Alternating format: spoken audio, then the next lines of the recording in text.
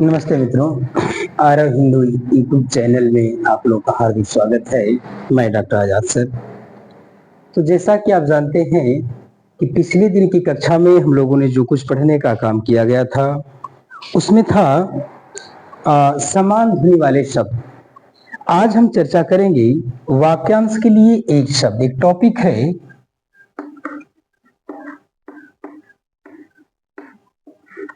वाक्यांश के लिए एक शब्द।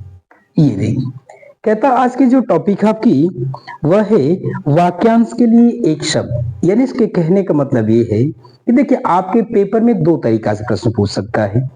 एक प्रश्न तो ये पूछेगा, यदि वाक्यांश वो दिया होगा तो सिर्फ एक शब्द पूछेगा। यदि वह एक शब्द दिया होगा तो आपसे वाक्यांश पूछेगा। यानी इसके कहने का मतलब ये है कि अधिक से अधिक विचारों की अभिव्यक्ति के लिए छोटा सा शब्द ही पर्याप्त होने का काम करता है। उसके कहने का सेंस ये, वह आपसे ये पूछना चाहता है, ये जो वाक्यांश के लिए शब्द होते हैं तो बहुत लंबे चौड़े यानी बड़े बड़े वाक्यांश के लिए मात्र एक शब्द ही पर्याप्त होने का काम करता है। आज हम उस पर चर्चा करने का काम करेंगे कि जो वाक्यांश होता है उस वाक्यांश के लिए एक शब्द का प्रयोग कैसे किया जाता है, कब किया जाता है और क्यों किया जाता है। तो क्यों का मतलब ये है कि लंबे वाक्यों के लिए एक छोटा सा शब्द प्रयोग करने का काम किया जाता है, जिसको कहते हैं वाक्यांश के लिए एक शब्द। आपको दो तरीके से दे सकता है, पेपर में हो सकता है। अगर वो देखो, यहाँ ये शब्द है, यहाँ शब्द है और यहाँ वाक्यांश है। यदि आपको वाक्यांश दिया होगा तब आपसे शब्द पूछेगा। यदि वह शब्द दे दिया हो तो आपसे वाक्यांश पूछने का काम करेगा वो। जैसे कुछ शब्दों और कुछ वाक्यांशों को हम आपके सामने लिख रहे हैं, समझिएगा। और ये चीजें क्या है कि परीक्षा में अक्सर आती रहती है। देखिए, यदि वह आपसे कह दे एक अवस्था से, कह दे एक अवस्था से दूसरी, एक अवस्था से दूसरी अवस्था में पहुंचना, एक अवस्था से दूसरी अवस्था में पहुंचना, उसको कहते हैं संक्रमण। उसको कहते हैं संक्रमण। ये कहता है, देखिए अब यही चीजें आपको क्लियर करना है। यदि देखो यहां ये एक शब्द है, यहाँ शब्द है और ये जो है ये पूरा वाक्यांश यहां तक आपके लिए दे रखने का काम किया हुआ है। यदि आपके पेपर में वाक्यांश दे देगा तो आपसे शब्द पूछेगा। यदि शब्द दिया होगा तो वह निश्चित रूप से वाक्यांश पूछने का काम करे। यदि ऐसा आपको दे दे का काम करे, कह दे एक अवस्था से दूसरी अवस्था में पहुंचने की क्रिया को क्या कहते हैं, तो उसको कहते हैं संक्रमण। कहता है पहली वर्षा का पानी, पहली वर्षा का पानी। देखिए, पहली वर्षा का पानी अगर ऐसा कुछ दे दिया आपके लिए तो इसका मतलब पहली वर्षा के पानी को क्या कहते हैं, नवोदक कहते हैं। उसको नवोदक कहते हैं।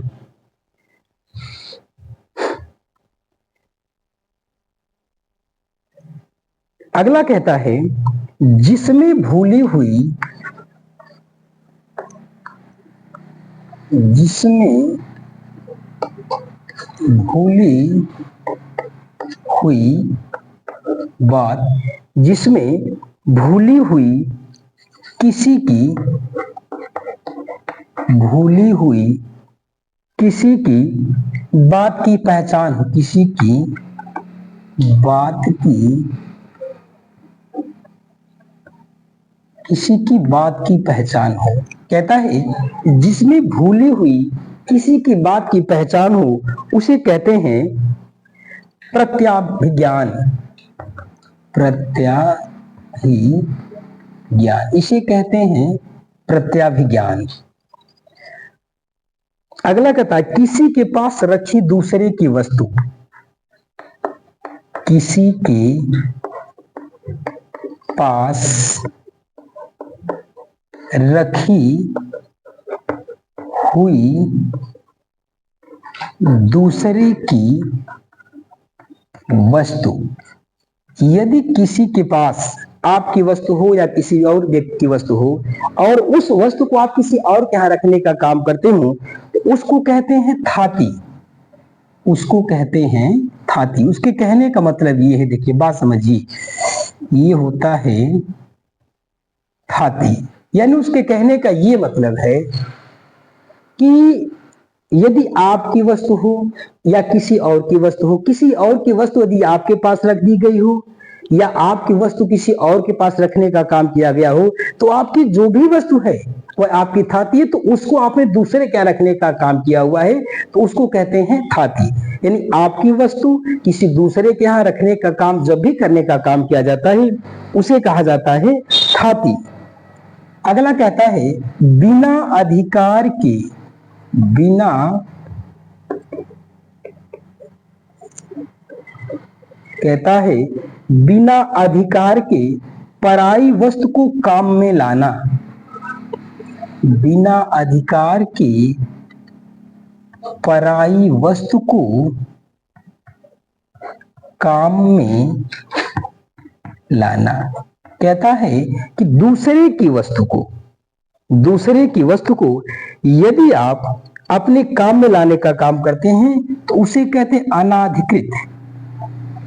अनाधिकृत यानी इसके ऊपर आपका अधिकार था नहीं, लेकिन आपने इसको ले लिया, अपने काम में आपने इसको लगा लेने का काम किया, इसे कहते हैं अनाधिकृत। यानी दूसरे की वस्तु को यदि आप अपने काम में लगा लेने का काम करते हो तो इसे कहते हैं अनाधिकृत। जो एक स्थान पे टिका न रहे, जो एक स्थान पर टिका न रहे, जो एक स्थान पे टिका न रहे, टिका नहीं रहता हो, उसे कहते हैं यायावर। यायावर उसे कहते हैं यायावर। यानी एक स्थान पे जो भी व्यक्ति रहने का काम नहीं करता हो, आज यहाँ कल वहां परसों वहां, यानी जैसे भिक्षुक लोग होते हैं, कहता उनके लिए उन्हीं ही आयावर मुख्य रूप से कहा जाता है। जो व्यक्ति एक स्थान पे टिकने का काम नहीं करता हो, अन्य जगहों पे भी रहने का काम करता हो, कुछ समय एक जगह कुछ समय दूसरे ऐसे रहने का काम करता हो, तो ऐसे व्यक्ति को कहते हैं यायावर कहा जाता है। और कहता है दूसरों को दूसरे में दोष, दूसरे में दोष देखने वाला, दोष देखने वाला, दूसरों के अंदर दोष देखने वालों को क्या कहते हैं? छिद्रान्वेषी। छिद्रा कहता है उसको कहते हैं छिद्रान्वेषी। उसे छिद्रान्वेषी कहते हैं। यानी जो व्यक्ति दूसरे में केवल दोष ढूंढने का काम करता, दूसरे में दोष ढूंढने का काम करता हो, उसे कहते हैं छिद्रान्वेषी। और कहता है जिनका ज्ञान इंद्रियों द्वारा हो सके, कहता है जिनका ज्ञान इंद्रियों द्वारा हो सके, कहता है जिसका ज्ञान इंद्रियों द्वारा हो सके, ये विसुरा है। जिनका ज्ञान इंद्रियों द्वारा हो सके उसे कहते हैं गोचर। इसे गोचर का है, यानी जो जिसका ज्ञान इंद्रियों के द्वारा होने का काम करता है उसे कहते हैं गोचर। जीतने की इच्छा रखने के लिए, जीतने की इच्छा रखने के लिए, जो जीतने की इच्छा रखने का काम करता हो उसे कहते हैं जिगीषा। उसे कहा जाता है जिगीषा कहा जाता है। अगला है जिसके विषय में ज्ञान न हो, जिसके विषय में ज्ञान न हो। कहता है जिसके विषय में ज्ञान न हो उसे कहते हैं, उसे अनजान कहने का काम किया जाता है। तो इस तरह के जो शब्द होते हैं और ऐसे ही वाक्यांश होते हैं, तो इन्हीं शब्दों को वाक्यांश के लिए एक शब्द कहने का काम किया जाता है। जैसे यहाँ पे लिखने का काम किया हुआ है वाक्यांश के लिए, ये देखिए इधर का पूरा वाक्यांश है, यानी ये जो है ये पूरा वाक्यांश है, और इधर जो है आपके लिए एक शब्द मिलेगा। यानी वाक्यांश के लिए उसने कह रखा कि एक शब्द एक लंबे वाक्य के लिए, लंबी बातचीत को सीमित अर्थों में कहने के लिए, या बहुत लंबे वक्तव्य को कम से कम शब्दों में कहने के लिए उसे कहते हैं वाक्यांश के लिए एक शब्द। यानी अगर आपको पेपर में दो तरीके से देने का काम ये करेगा, यदि हो सकता आपको ये दे देने का काम करिए, वाक्यांश दे दिया होगा तो एक शब्द पूछेगा, यदि शब्द दे दिया होगा तो वाक्यांश पूछने का काम करेगा। ये तो ये आपका रहा वाक्यांश के लिए एक शब्द है।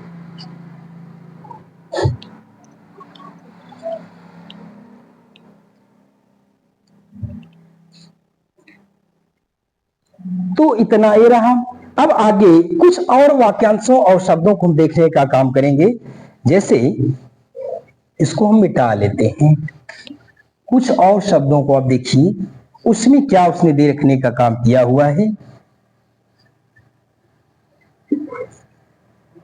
देखिए अगर यहां पे आपको दे दे युद्ध करने का जो इच्छुक, यहां कहता है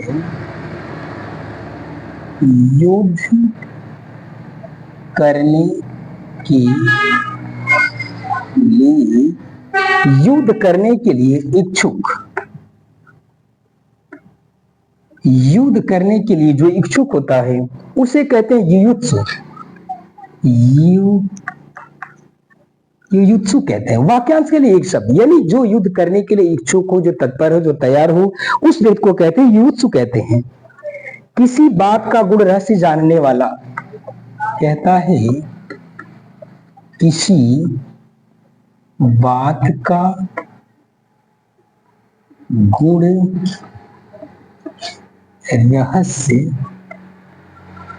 जानने वाला, कहता है किसी बात की उसकी गुण रहस्य को जानने वाले को कहते हैं अनंत।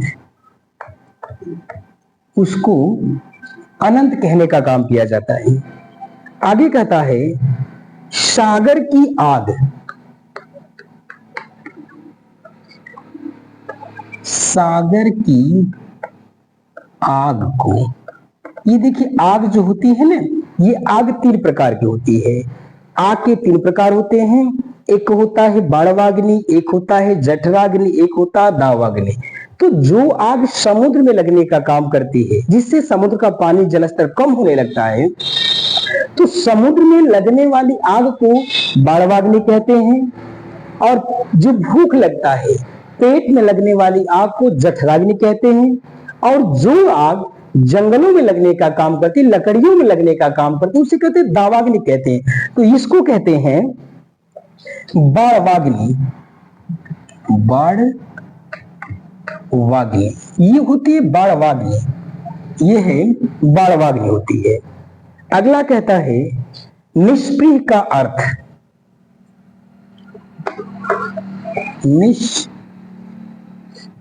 कहता है निष्प्रिय का अर्थ। तो निष्प्रिय का जो अर्थ होता है वह होता है जो इच्छा रहित हो, जो इच्छा रहित हो उसे निष्प्रिय कहते हैं। जिसे जीता न जा सके, जिसे जीता न जा सके, कहता है जिसे जीता न जा सके उसे कहते हैं अजेय, उसे कहते हैं अजेय। यानी जिसको जीता न जा सके उसे कहते हैं अजेय। किसी काम को चित्त लगा के करना, किसी काम को चित्त लगा के करना। किसी काम को जब आप चित या मन लगा के करने का काम करते हैं उसे कहते हैं दत्तचित। दत्तचित इसे कहा जाता है दत्तचित कहते हैं। दोपहर के पहले का समय, दोपहर के पहले का समय कहता है, दोपहर के पहले को समय कहते हैं पूर्वाहन। कहता है दोपहर के पहले के समय को पूर्वाहन कहा जाता है। निसंतान स्त्री,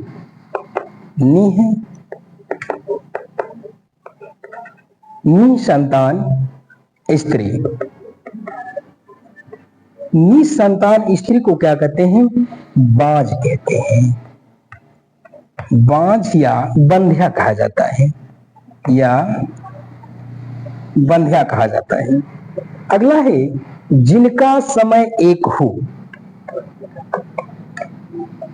जिनका समय एक हो उसे कहते हैं समकालीन।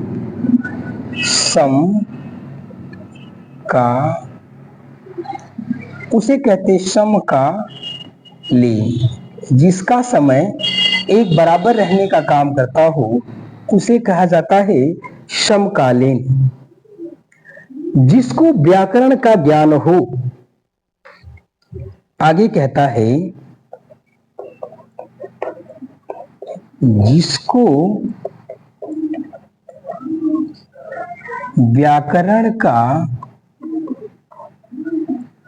जिसको व्याकरण का ज्ञान हो उसे कहते हैं वैयाकरण। उसे कहते हैं वैयाकरण। जो मोक्ष की इच्छा करने वाला, कहता है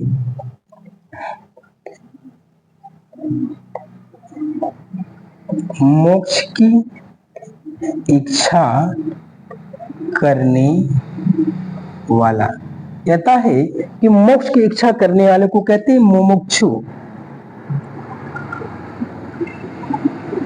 कहता है मुमुक्षु, उसे मुमुक्षु कहते हैं। जो पसीने से उत्पन्न हो, जो पसीने से उत्पन्न उसे कहते हैं स्वेदज। उसे कहते हैं स्वेदज। जन्म लेना और मरना, देखिए इधर जगह नहीं है, हम थोड़ा सा इसको इधर नहीं देने का काम करते हैं। कहता है कि जो जन्म लेना और मरना, जन्म लेना और मरना, जन्म लेना और मरने के लिए उसके शब्द होते हैं आवागमन। इसके लिए एक शब्द होता है आवागमन होता है। जो अच्छे कुल में उत्पन्न हो, जो अच्छे कुल में